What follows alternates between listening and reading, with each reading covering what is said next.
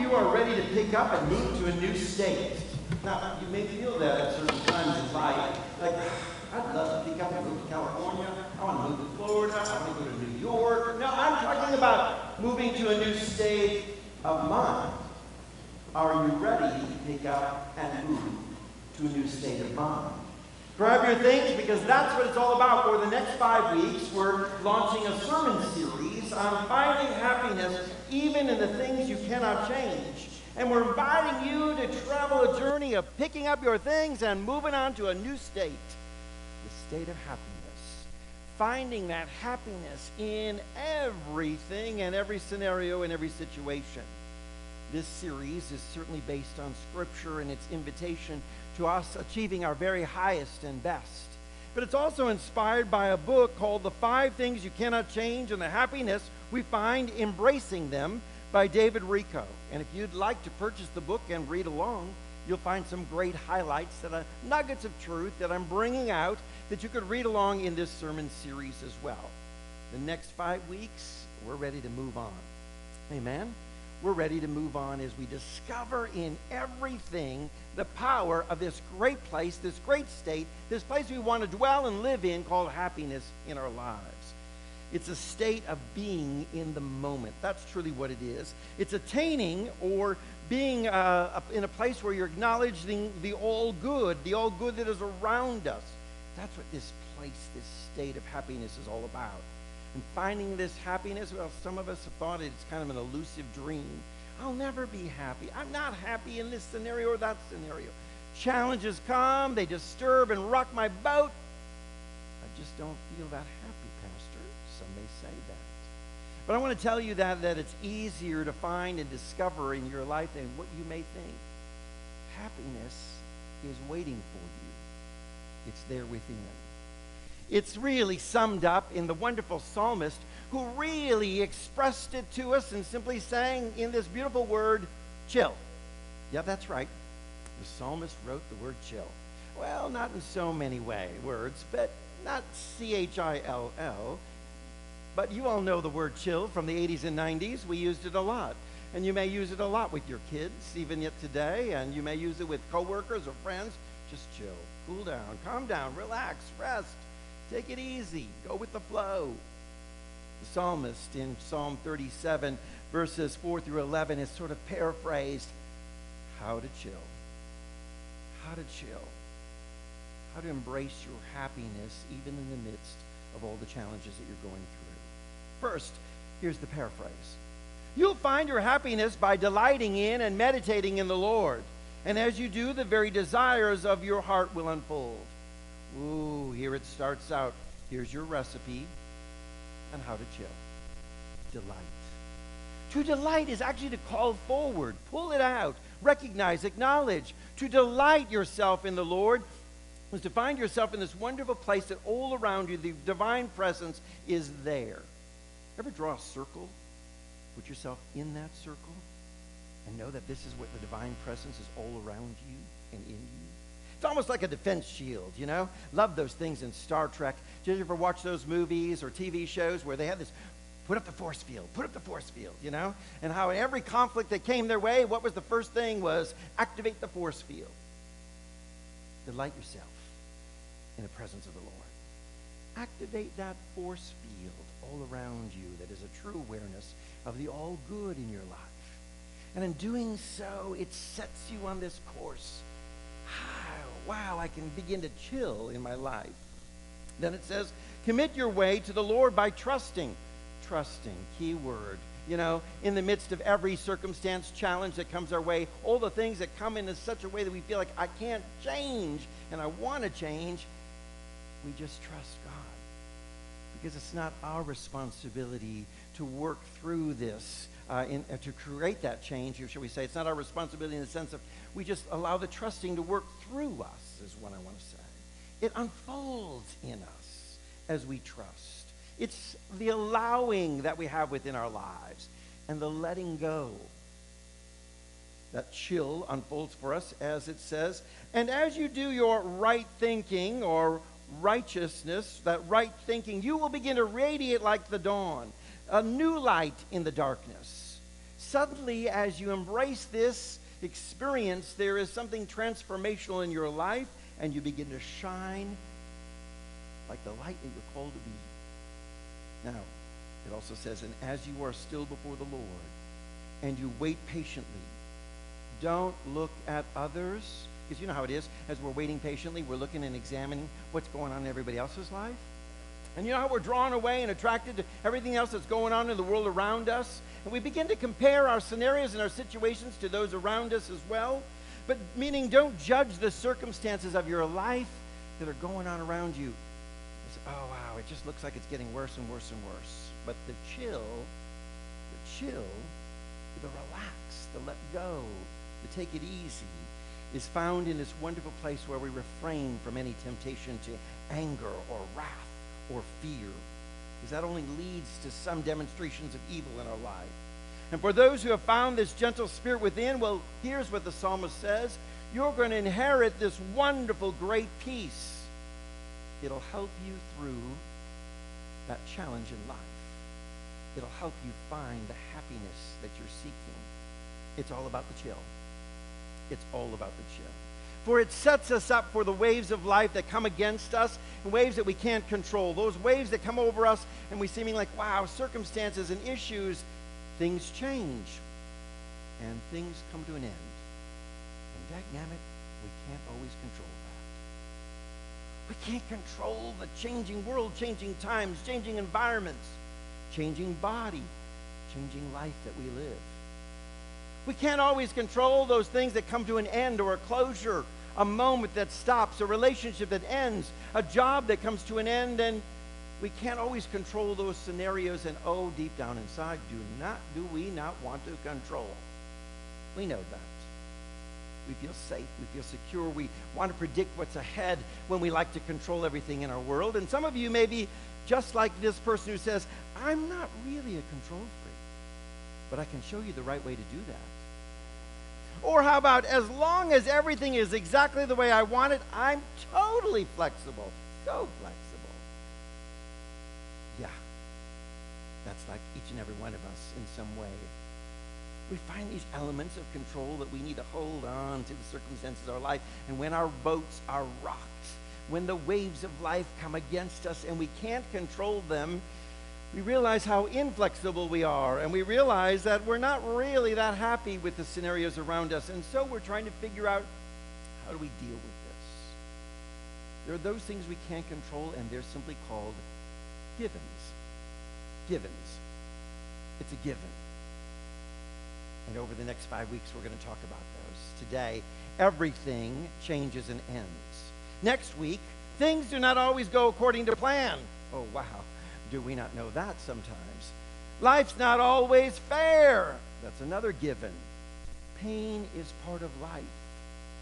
And people are not always loving and loyal all the time. Givens. How are we going to make it through life as we face some of these? Some of them come in small waves. Some of them come us in rushing winds. Some of us were embracing them all at the same time. Changes and endings, and people in relationships that aren't always loving and loyal, and feeling that life is just not fair for us. We're hit with wave after wave in our life, and we're called to learn how to embrace the happiness that's there for each and every one of us in this journey. Now, that list sounds like a life of bummers. A lot of things happening in our life. But what we want to really see is that this isn't not necessarily all bad news, because what it really is that there's sometimes within us, we look at them and there's a fear and a struggle with these givens that creates the trouble, not the givens themselves. It's the fear and how we wrestle with each and every one. How we wrestle with change, how we wrestle with endings, the struggles we have in the dealing with those things. That's what stirs up the problems and the challenges in our lives. And so we find that maybe what we're called to do is to learn the power of that psalmist, the power of chill, in each and every scenario and in each and every problem. You know, the stories of Israel are so beautiful. They're our stories, yours and mine. We find ourselves in each one of these Bible characters unfolding in so many unique ways. And they sort of master our journeys or mirror our journeys, shall we say. Children of Israel, you know what? They finally get what they want. They're free from slavery, ready to leave Egypt, marching out, going to a promised land.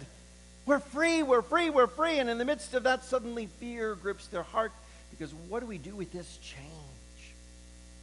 What do we do with our whole world has changed? You know, we used to get up. They told us what to do. We made bricks. We made monuments. We did this. We did that. We went to bed. We got up the next morning. We made bricks. We made monuments. We did that. We went back to bed. And now suddenly we've got this change, this immense freedom. What do we do with this? And suddenly we're afraid of what's ahead, and we don't know what to do with that which has ended and the new place that we're in called change. We're hungry, walking through the wilderness. The children of Israel looking for food, wondering, grumbling, give me the onions and garlics of Egypt. Let me go back to what we had before. I want so much what we used to have. Now we're in a world of change, and what's this thing called manna falling from heaven? You mean I got to go out and pick this up every day? Another change, another new thing, another something else coming my way. Change and how we deal with them, how we wrestle with them, can really bring about the decisions as how well we are successful in the journey of living out happiness. And so what we need with that is some fear busters. Not Ghostbusters, fear busters. Now, I know a lot of you are thinking about Halloween, and you're thinking about, well, you know what, hey, I could dress up as one of those Ghostbusters. Today, I'm going to encourage you to think a little differently. We're going to get dressed right now for the costume party of life, and we're going to put on fear busters. We're going to be fear busters. How many remember that song? I ain't afraid of no change. I ain't afraid of no change. No, it's I ain't afraid of no ghost. But today we're singing it, I ain't afraid of no change. I ain't afraid of no change. I ain't afraid of no end. I ain't afraid of no end. I ain't afraid of no fear. If there's something strange in your neighborhood, who are you going to call? Fear busters. If there's something weird and you don't look good, who are you going to call? Fear busters. I think you're getting the hang of it. You're all going to dress as fear busters, because that's what God's called us to do in the midst of these experiences that look so terrifying, called change, or experiences that look so shattering to our life, called endings. Bust that fear. When we stop to reflect on these things that we cannot change, we're going to discover, number one, the fear buster. These are things that we exactly need. We need change. All of nature is trying to prove to us change is evident. How many of you are experiencing fall? We had summer, we're moving into fall. You're just now so good at handling change. I love that about you. You're equipped for it. How many of you have experienced the ideas of change in your life in such a way that you're suddenly realizing, wait a minute, this may be exactly what I need for my life? For the Bible expresses for us constantly that changes is something that's very important for us to look beyond the illusions of everything and see that as we work through this change, it may just be part of the divine blessing for our life. It may be brought about for a reason. It may be brought about for a reason that to help you gain courage, compassion, wisdom, and help you achieve your very highest and best.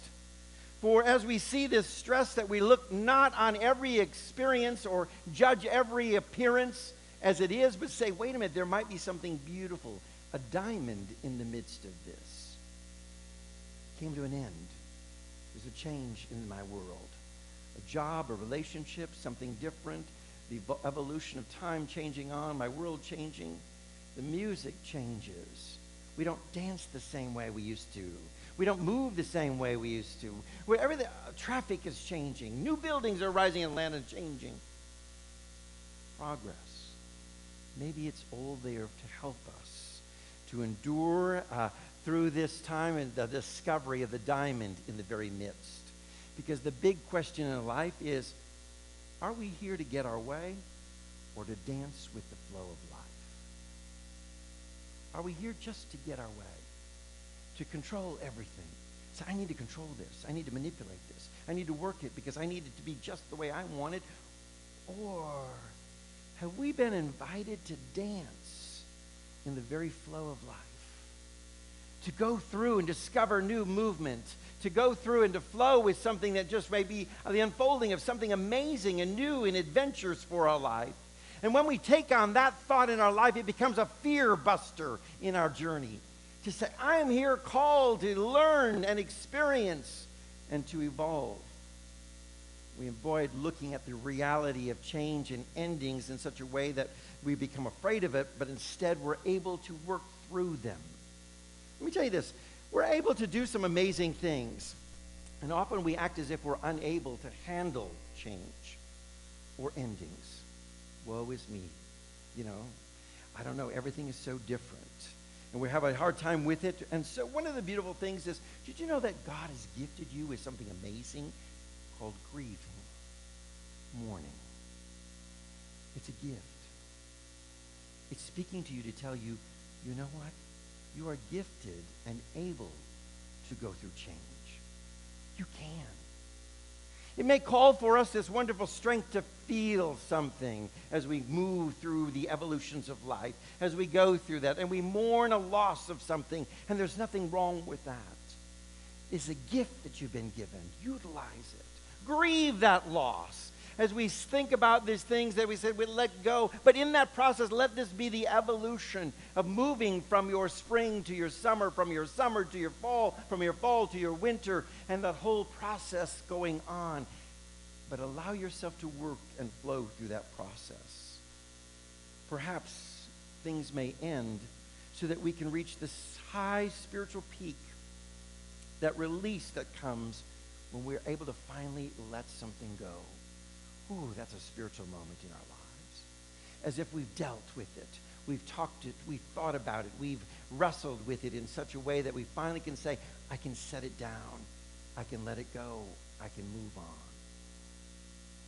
The changing world around us is full of all kinds of exciting endings, and we have to look at them in that way if we're going to be a fear buster.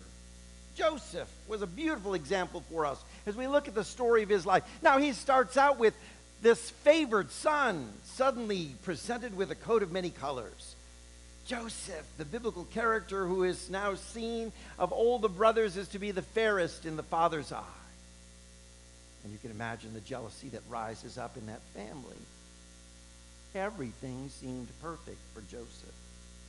And then one day, jealousy rears its ugly head in such a way that the brothers capture him and take him and throw him into a well, later to be sold into slavery and carried off to Egypt. Ooh, we're talking about a big change and an ending. There in Egypt, he is finding his positions in life only to find out of false accusations placed on him, and he is now cast into a prison. And in prison, he has an opportunity to interpret some dreams. And those who hear his interpretations share them with the king, who has a troubling dream and is looking for an interpreter and calls Joseph out. Wow, big change. You're in Egypt, you're in prison, you're out of prison, and suddenly, as you interpret the dream, Joseph is now honored and revered and set up as a leader of all Egypt. Another big change. What happened to prison? What happened to this? Wow, an evolution in his life. And then the great moment of all the changes as he is now placed as the leader of all of Egypt and responsible for the care of Egypt's future and feeding food in the midst of a time of famine. And lo and behold, out of Israel's land comes Joseph's brothers to inquire of him. Unbeknownst, did they ever think that he would now be in this position? They're inquiring humbly, would you help us? And Joseph, in this environment of great change, a world of endings in his journey, now has the opportunity to impact the world for good, his family for good, his relationships for good. Great things happen as he evolved through this. For how we deal with the givens can really be the gifts to our world and the gifts to ourselves. I can imagine Joseph could have had all kinds of opportunities to say, "Dagnabbit, here I had this great coat and you've ruined it. Dagnabbit, now you throw me in a well. What am I going to do there when I'm the chosen one? Dagnabbit, now you sell me off into slavery. I don't want to go to Egypt. Dagnabbit, now here I am in Egypt, and look what happens. The Pharaoh's wife accuses me falsely of things, and now here I am in prison. Dagnabbit, now I get called before the king of all things, and I got to interpret his dream. And lo and behold, as I'm doing that, suddenly, whoa. Wow. Every change, every ending had something beautiful. It had a new beginning. This is the power of a spiritual evolution in our life. For maybe these changes and endings are calling us to experience a spiritual evolution. And to understand that that spiritual evolution is not just for us, but for the world around us. For we too are living and writing the stories that help humanity along. Joseph's evolution, Joseph's changes and endings, everything he went through were to impact his world, his family, his community, and those around him. And you too, as you go through changes and endings. And you may think those are the worst things that came your way. I want you to understand all things work together for good to them that love the Lord. And in the midst, amen. And in the midst of it, we find that change may just bring about that blessing not only for you, but for the world around you. Now, we got to bust that fear. We're going to be a fear buster. And as we chill, one of the beautiful things is we learn to say yes to every change then, because we're going to discover within the midst of that change is something good for my life. For if it's happening good for you, it's also going to happen good for me. And I'm going to tell you this. God is not a respecter of persons. God is not one who's saying, you know what, I only do good for Calvin here, but, when it comes to summer, let's think about that. Not so much good. We'll just kind of weigh that. No, that's not true. We know spiritually that if it's good for one, it's good for the other. And when there are changes that happen in our lives, things move on or endings happening, you know what? If it's good for that person who's moving on, it's good for you too. And that's the beauty. And so we learned as a fear buster is to say yes to these wonderful evolutions that happen in our life. These changes. Sarah and Abraham is a beautiful story. Wow. Sarah, an elderly woman who was thinking about having a baby, would like to have had a child, but didn't. Abraham, the husband, who was thinking, this is long gone, never going to happen in our world, even to the extent of going on and taking Sarah's handmaiden to be his partner and to birth a child in hopes that this might be the means that something happens. But lo and behold, one day, strange things begin to happen, and a visitor comes to them. And in their hospitality, in their welcoming, in their saying yes to something new and different, an amazing thing happened. It was foretold that Sarah would give forth a child. What? Are you crazy? I'm going to have a child? I'm an elderly woman. It's not possible. But the beauty of the miracle is when we begin to say yes, divine things begin to unfold for us, even in the midst of change and endings. Even in the midst of that, and so it becomes a fear buster to anything that comes our way when we begin to welcome these scenarios with a powerful yes. Yes. And your yes allows you to step out of that current that has been tossing you to and fro as you think change and ending. Oh, my boat is being tossed all around. My life is always upset and beset. You say yes. And you know what you do? You get into the boat and ride the current. You're not tossed by the waves. You're carried by them. When you begin to say yes. Saying yes allows us to trust in the usefulness of every given. Every given. Every one of these 5 givens that we're going to talk about, there is a usefulness in it for your life, and we're going to discover that. And when we say yes and welcoming them into our lives, we discover that something is strong within us that enables us to rise above, carry us through, and to ride on that current. You ever see a little kid get up and walk? You know, these little children learning to walk. By the way, I have a new grandchild. Friday, my daughter Jillian gave birth to her second daughter. So I have an Evie and now an Emma as grandchildren from my daughter. Evie is not quite 2, and she now has a beautiful sister coming to the world. Evie has been learning to walk, and I get these wonderful videos from my daughter. You know, it's great when granddaughters send them to grandpas. You know, we get to look at them, show them to everybody. Oh, did you see the video of my granddaughter? See her, she's trying to walk. Oh, she fell. Oh, she got up again. Oh, good, she's walking. Oh, she fell. And what is it about kids? What is it about every time they take a few steps and they're learning to walk and they fail, why don't they just give up? Why don't they just quit and not walk away, crawl away, roll away, cry away? What is it? There's something in their nature. It says, I fall down, I get up. I fall down and I get up. I fall down and I get up and I learn to walk. And I move on through it, and I begin to say yes to everything. Yes to putting this foot forward, yes to reaching up for that, to brace myself, yes to pulling myself, and all these changes the child's going through, all these new adventures, and some endings occurring in their life as well, are all empowered as that child in its innate nature says, yes, yes, yes. And in the midst of every change and every transition, there is something amazing that enables that child to get up and walk and learn to run and soar through life. I want to tell you this, that when we have that power of yes in the midst of change and endings and circumstances that are givens like this, nothing that happens to us has to dismount us from that horse called yes. Think about it. You get on that horse.